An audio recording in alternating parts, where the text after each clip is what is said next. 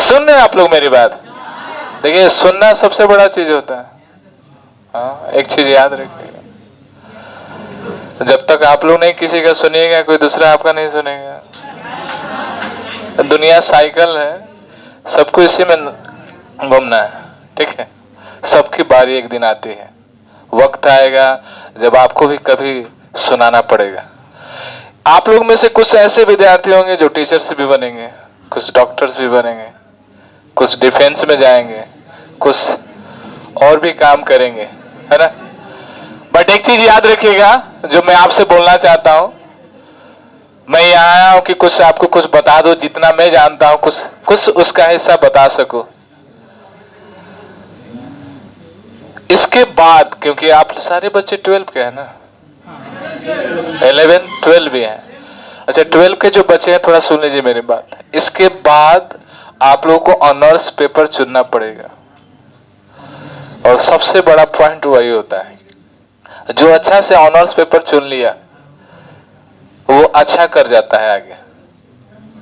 यहां अगर गलती की है, इसके लिए मैं चाहूंगा कि जब भी आपका जो रिजल्ट आ जाएगा उसके बाद आप लोग अपने शिक्षक के संपर्क में रहिएगा कि कौन सा ऑनर्स पेपर ले। ये नहीं कि आपका मैथ कमजोर है तो आप फिजिक्स ऑनर्स ले लिए, फिजिक्स ज्यादा स्ट्रांग है तो मैथ ऑनर्स ले लिए, हिस्ट्री कुछ नहीं आता है तो हिस्ट्री ले लिए।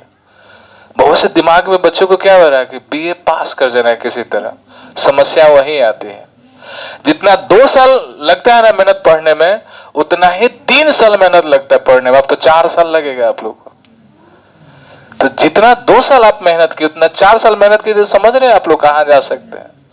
सबसे ज्यादा बिहार में सबसे ज्यादा प्रॉब्लम क्या है कि हमारे बीच बच्चे जो है, यानी जो स्टूडेंट्स है, वो हायर एजुकेशन में कमजोर हो जा रहे हैं।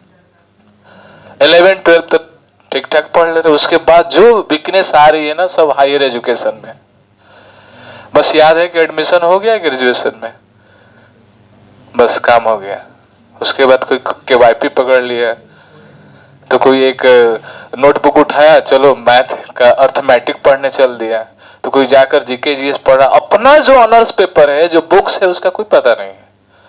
अच्छा चलो, फर्स्ट ईयर का एग्जाम है, तो मार्केट में जाकर क्या करता है, ऑनर्स पेपर खरीद लेता है, कोई गैस पेपर खरीद लेता है, अब उसे लिखा रहा है। यही अदर स्टेट में जाइएगा, बिग सिटीज में जाइएगा, तो ऑनर्स की पढ़ाई होती है,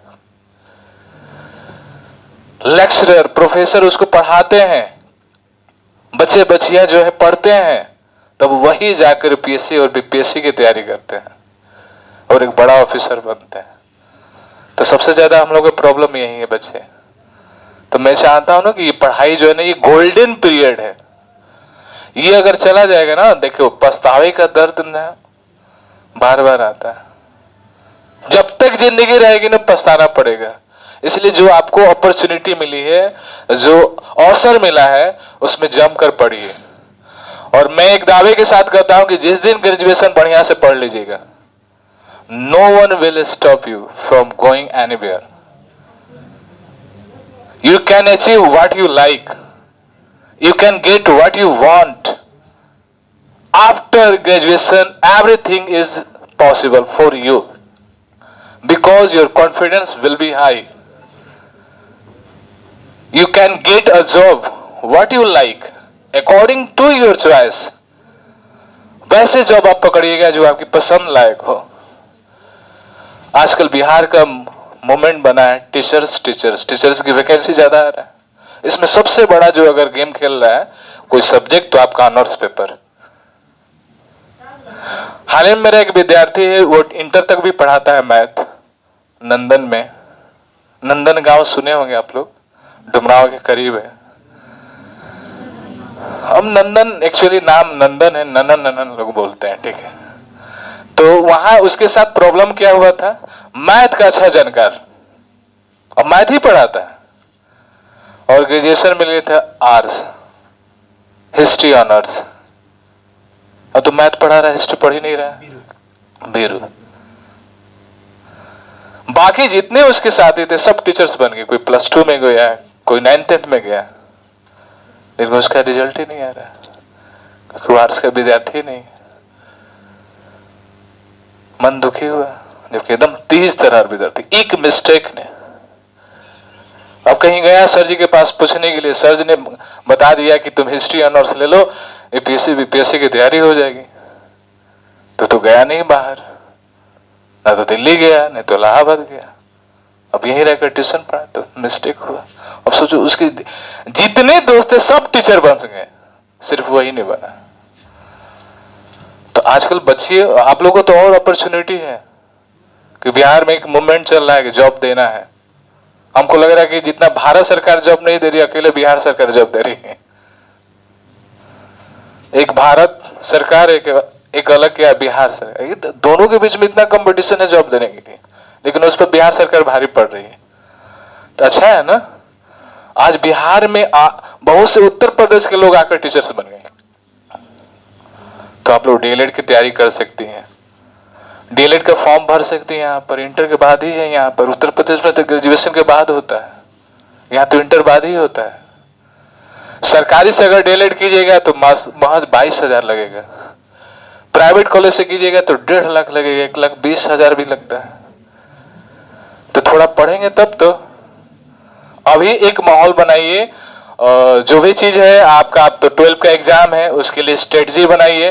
थोड़ा सा मैं अंग्रेजी जानता हूं, उसके बारे में बता रहा हूं। सेक्शन याद रखिएगा, प्रोज के जितने भी सेक्शन है ना, उससे 15 नंबर के क्वेश्चन आएंगे।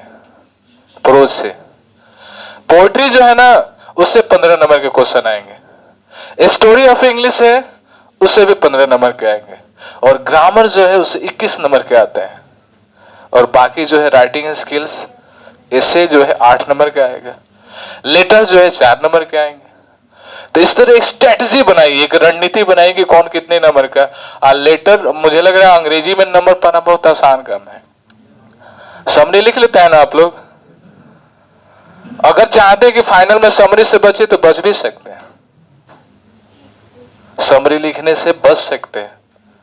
क्योंकि क्वेश्चन नंबर 6 के A to F तक ऑप्शन देता है, जिसमें 3 ही क्वेश्चन करना है।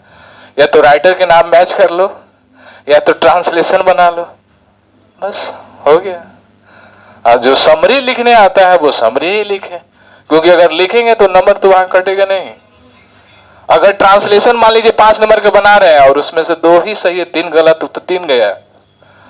लेकिन अगर आप जानते हैं समरी लिखना, कुछ भी लिखना जानते हैं, अगर लिख दिए 200-150 वर्ड में, तो अगर वो 5 नंबर का है तो 4 नंबर मिल ही जाएगा।